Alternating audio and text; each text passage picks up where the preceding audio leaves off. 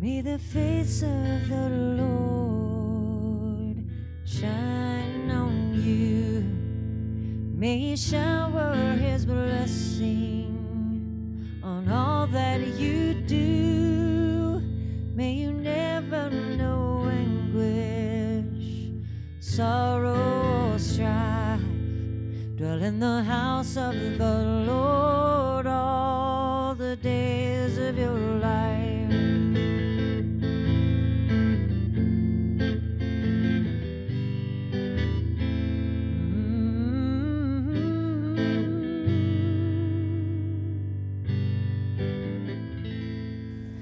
Howdy, I'm Sue Ellen Jackson, and this is Aware Central Texas Effects of Child Abuse Neglect.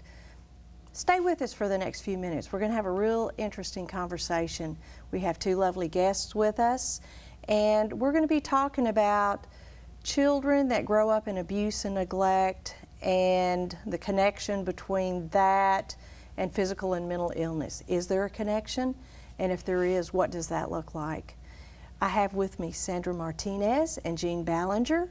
And before we begin our discussion, let's visit with someone that has a story to share.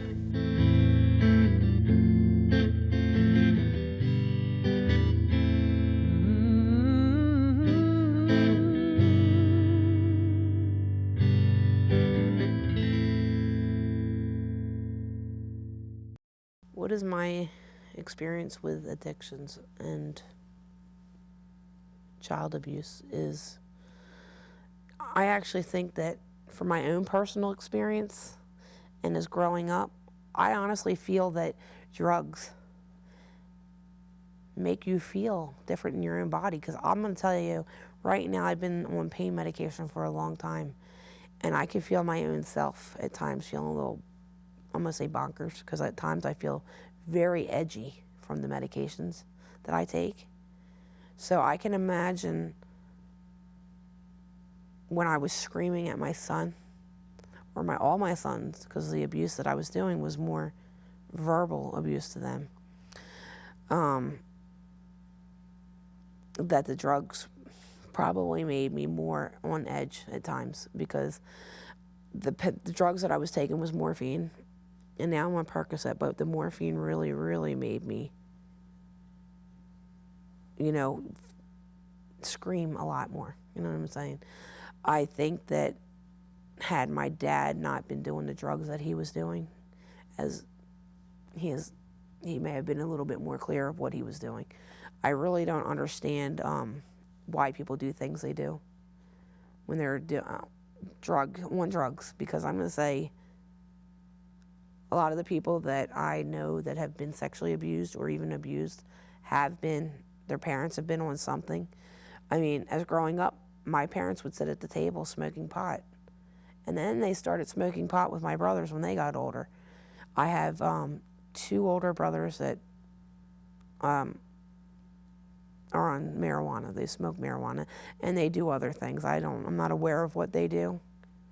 But now that they're legalizing marijuana in just about every state, you know, it's not considered a drug anymore. But, you know, people do crazy things when they're on drugs, because I don't see a lot of people doing things that, like, a lot of people that do things strange don't do it when they're not on them, you know. For instance, I've smoked pot on a couple occasions, and all I do is laugh, laugh, laugh, laugh. Can't control it. Doesn't stop until the high wears off. I can't do it while I have children, because I can't take care of them with the laughter. You know what I mean?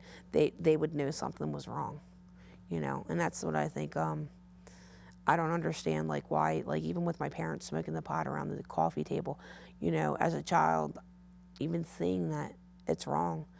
And I would sit there and say to my parents, boy, I can't wait till I get old enough so I could sit at the table and smoke with you. But I never smoked it when I was younger. I didn't smoke it until I hit my early 20s is when I first tried it. But I didn't continuously do it. I just hit once in a blue moon, I would do it. And then after I had my car accident, I started trying it for pain. It doesn't really work for pain. You know, it may work for the mental pain in your head, but it doesn't work for the pain in your body. So I don't know where people come up with some of the things. But yeah, the abuse is really, I think that's part of why people do abuse their children, because they don't know what they're doing in their own right mind, you know.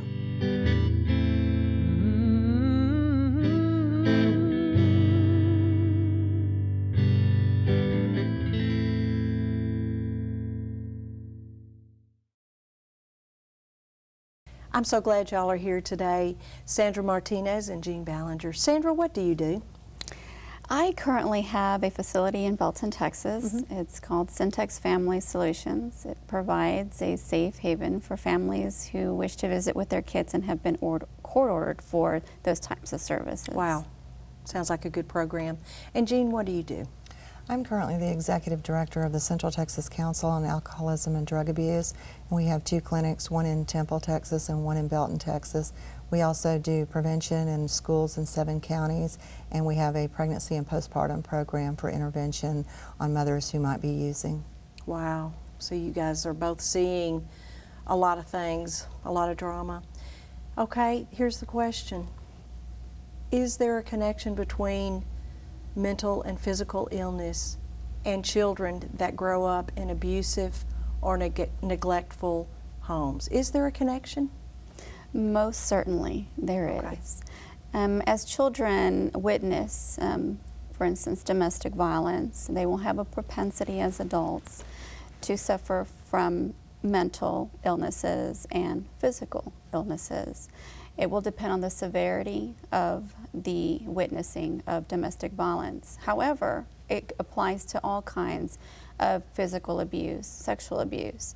Again, the degree and the severity will determine their propensity for these illnesses in the future. So if a child grows up in a very violent family, is there a connect the dot where you see a child that grows up in a violent family, they have a certain type of mental or illness that is kind of consistently manifested from growing up in that environment? Or does it just depend on the personalities involved? Or it depends. Okay. It depends on the child's ability to cope. Right. It depends on the support system that child has or may have in the future. Okay. Sometimes that can come in ways of a great teacher. It could come in a CPS worker, someone that intervened. So it depends a lot on what ends up happening with that child. As that child, there's an outcry, of course, there has to be an outcry. And where this surfaces, hopefully they get the right intervention and prevention. If they do not, and they struggle with it, then as in adulthood, they're going to definitely find themselves in a predicament in relating to others, and of course in self-healing. It's going to be very challenging for them. I have heard it said that you perpetuate from generation to generation what your normal is, and so if you grow up in crazy, that's your normal, and that's where you live? Well, when you look at learning theories and the way that people are taught, it becomes normal to them, because usually what you see with younger children is that it's a very isolated environment. There isn't a lot of intervention of other people coming in the home unless they are also a part of that type of behavior. So, because it's a very secret thing. So a lot of times, even if it isn't physical abuse, it's the constant stress that puts that body into fight or flight that over time wears on the body, and there's very conclusive research that demonstrates what stress can do to the body when it is constantly in that fight or flight mode. And so for children, you know, when you look at that developing body that's developing hormonally, developing in so many different physiological ways, it's pretty frightening when you think of that stress level that they're under in a constant state for long periods of time. So as we just talked about, I think what's important is how long does this last, is the duration, the time, the type of child, the type of coping mechanisms that that child has, because each child is different. So you'll see different things manifest, but most definitely you'll see some definite physical things that go on and psychological things that go on with these children. Right. And many times very limited intervention occurs. That is I correct. love what you said about if there's your support system. And I think I've heard it said before that if there's one person in the life of a child that cares about them and is encouraging and uplifting, they have a much better chance of getting through that.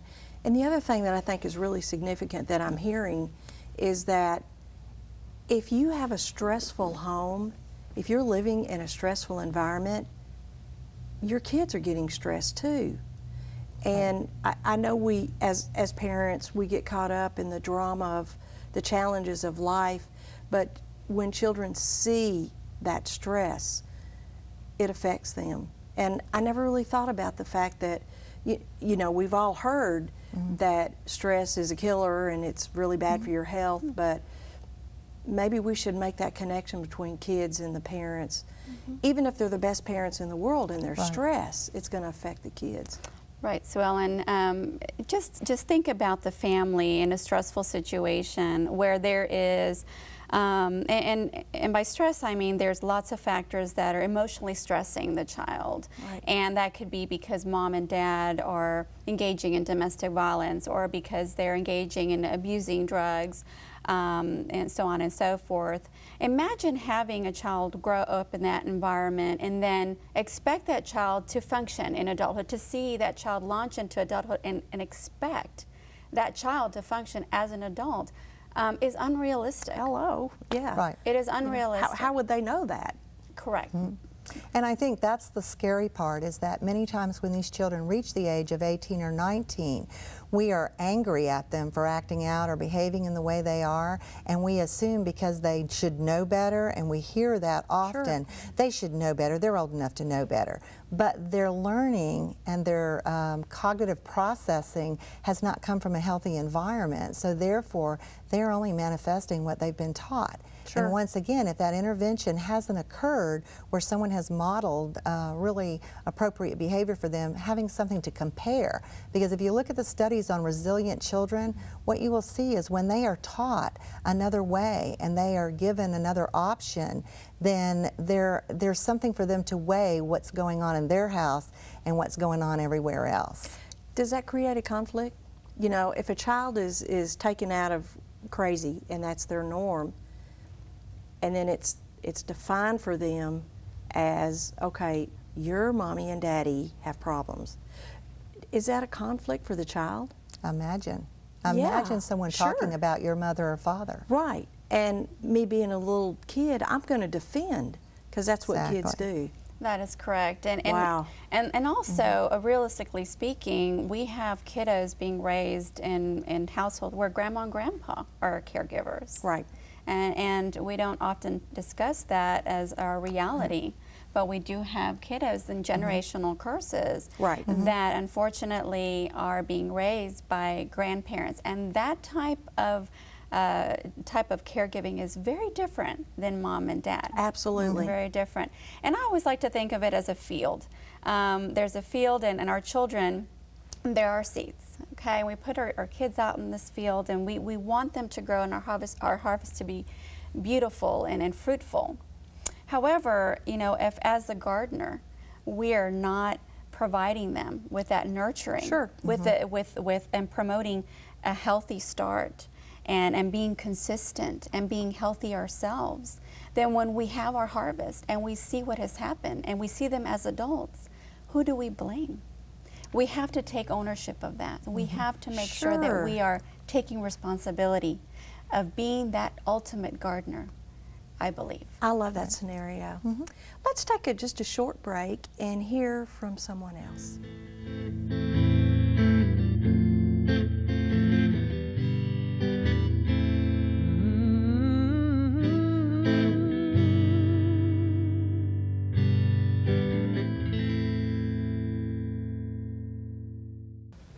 My name is Sherry.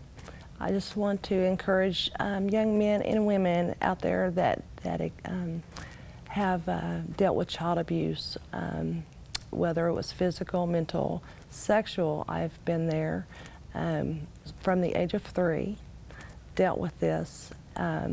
Took me over 2.5 decades to let the Lord finally get it through my head that He can heal us from the inside to the out, that there is hope and that there is help out there, and that we need to take the power back and not play the victim. And for 20-some years, I played the victim, and God finally told me that I am not a victim anymore, that I'm a conqueror in His love, and that He can, that I can, through Him, be victorious and not to be afraid of my abuser, and that he has no power over me, but the Lord has power over me. And it's very, very hard. I went through many years of adding the abuse to myself, allowing it to happen because of the initial abuse, and as far as prostitution and drug and alcohol abuse, thinking it was my fault, but it's not. And there is help. There's churches, there's pastors, there's teachers, there's safe houses. There are people out there, and do not let people put you in a box and say that it's just something you had to deal with, and you just can't get over. That's what I was told all my life, and I was told to hush, that not to talk about it, to just let it go, let it lie. And that's where the victim role played a big part in my life, most of my life. And through my wonderful husband as a pastor, and through the Lord, showed me that I am not a victim. I have no one to be afraid of, and that, and just with God's love, and with family and friends, support and love, that you can get through that. And if you don't have that support and love, that there is so many wonderful programs out there. And the best thing that you can do is, the more you talk about it, the easier it gets, the more that God will show His love on you, and the less you will feel like that victim, and you won't feel like you're victimized. And you just need just to trust in God and in the Lord, to let Him show you the way, and that He is the only way that will get you out of that abuse.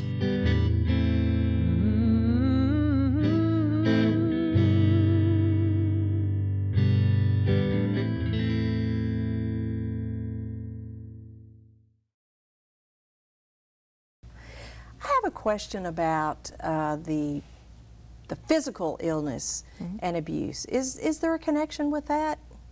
Oh, most definitely. I think one of the things that we look at a lot is we see children that are obesely overweight for their age, many times babies that their teeth are totally rotted out because they've been put into bed with bottles and with soda pop in them. Ooh. And Is that you because know, mom doesn't know better, or sometimes it's handy? lack of knowledge, or Okay. it's sometimes when we don't understand how to parent a child. Right. What we do is we do what we think is best. You know, okay, they like Coke, I'm going to give them a Coke bottle because they stop crying when I give them a Coke bottle. You know, Oh, we my spend a goodness. lot of time Yeah. in our prevention intervention program in teaching mothers that it's okay for babies to cry. That's how they communicate. Right, as We're long very as- involved in the Shaken Baby Syndrome program, Yeah. and we do a lot of things that reinforce that mother in understanding that you're not a bad parent because your baby's crying. And a lot of times that's internalized to them, that I'm a lousy parent because my baby won't stop crying. Right. And you deal a lot with with single moms, right? Oh yes, most definitely. And most young of them. moms. Young moms, very young. So they're not going to know how to. Exactly. To Many times they don't have those skills, you know, and so they're afraid, and Yeah. it comes out. And when you make the group sessions real comfortable for them to speak, they share those fears among each other. And once one girl speaks, then the others start talking. Wow. And Yeah. that's real powerful, because then they feel safe. And that brings another point of feeling safe to talk about things, because a lot of times their world's been about secrets and keeping secrets. Sure, So who do I get to trust? So in our environment, a lot of times we dress down. We might wear blue jeans and things like that, Right. because we don't want to be perceived as an autocratic type person to them. We want that room and that group session to be very comfortable, so that they feel free to talk and share in that group the things they need to talk about. And, Sure. and that's when you get to the honesty and you get to the safety about teaching them to trust, and how to establish whether you can trust someone, and how to set boundaries, and how to say no, and those are things that will help them get healthier, Right. and even physically healthier, all because we those teach nutrition social too. things. You know, Nutrition is a big Yes, thing, very and much you so. know, I've heard it said that children that grow up in sort of neglectful or even abusive environments are kind of predisposed to risky behaviors. And by risky definitely. behaviors, I mean the addictions and poor parenting, teen pregnancy, Right. and all those kinds of things. That is correct, Sue Ellen. I'm also a former CPS investigator, so wow. I was there in the trenches before, and Right. I've seen the neglect and abuse firsthand as a Yeah. first responder. And yes, absolutely see that there is a connection. One of the things that I recall as part of my screening of the children is assessing risk, and I would assess mom or dad or the caregiver as to their level of abuse or exposure to abuse as children, and that again we find the correlation or the generational curse, as I call it, of abuse. Again, begetting abuse and so on and so forth. So that is used as a great tool to gauge the risk that child is going to have for future abuse. Right. We do see that. And How does it usually turn out? High? well, there's a moderate, normally, risk levels, and it depends on the case. There was always Yeah. depends. Some cases, of course, are unfounded. And then there's some, the statistics are that 100%, here we have the 100% callers, out of those 100, 80 may not be founded. There may not be anything to report as far as the family is concerned being neglectful or abusive, but 20% are. Right. Of that 80%, do you think that they're just, in generally, just toxic and dysfunctional? I mean, do they come close to the definition of abuse or neglect, or is it just poor judgment, or it could, I guess it could be any of those things? It can be any of those Yeah. things. And also we have to take into consideration that sometimes a caregiver doesn't realize that they're engaging in neglectful supervision. Sure. They don't even know that they're abusing their child by, say, being a partner or an abuse partner, or they're a victim of abuse. Right. They do not recognize that that in and of itself is neglectful supervision of a child, and that can validate them for abuse. And some people don't understand that, and it's important that our community realizes that there's a level of expectation of our families to shelter our children and to Sure. be protective of our kiddos. You were so right about that, and I think some maybe young parents that didn't grow up in the perfect environment don't have that understanding that as part of this community you are expected to care for your children and take care of them. Right. And it's a matter of knowing how, because Right. also coming out of working as a counselor in the prison system for many years, Right. one of the things that I saw oftentimes was at least 80%, if you look at them, came from neglectful or violent households. And at one time I can recall having a mother, a grandmother, and a daughter in the prison system at the same time. You know, I keep hearing this with every show that we do. Sure. It passes from generation to generation to generation. This doesn't have to be this way. Without you intervention. can choose a better way. And that's why I'm so glad we're doing these shows. Right, and it's also fair to say that, and some folks need to be empowered. They need that right individual at the right time to come in their lives to help them and empower them to do something different, to be something different, to put it out there for them and say, this is what's going on, you know, this is, have you seen the pattern here? And sometimes it takes that, like I said, it's that garden again. You know, somebody can actually be that illumination. You know, somebody can actually take on that role.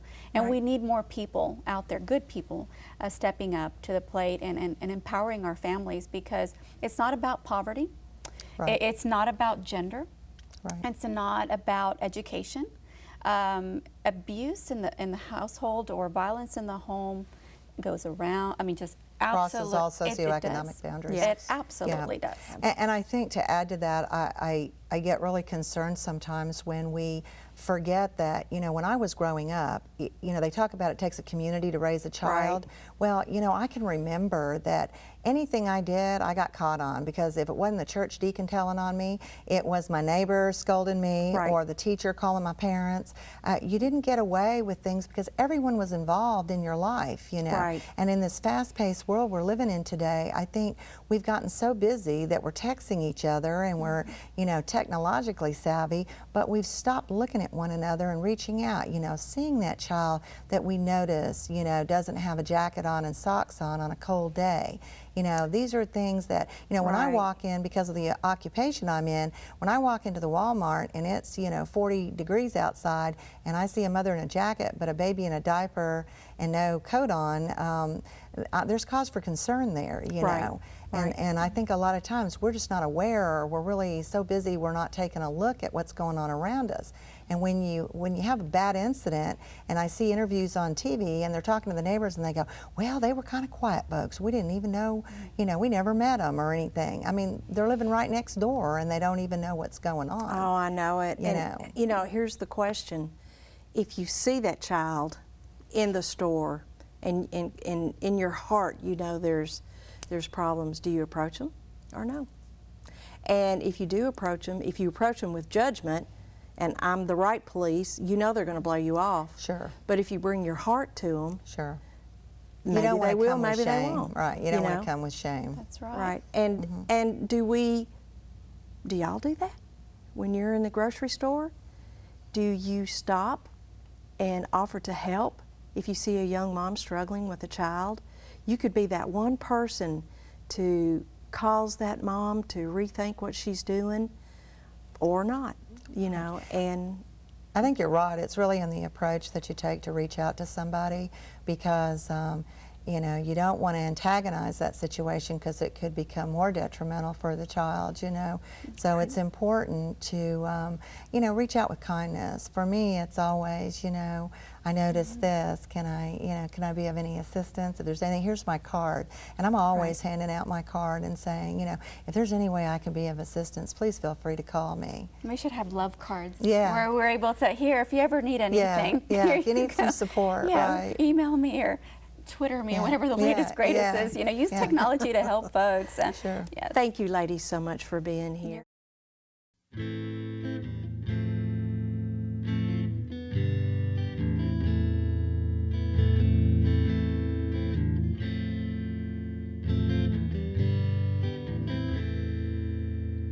May the face of the Lord shine on you.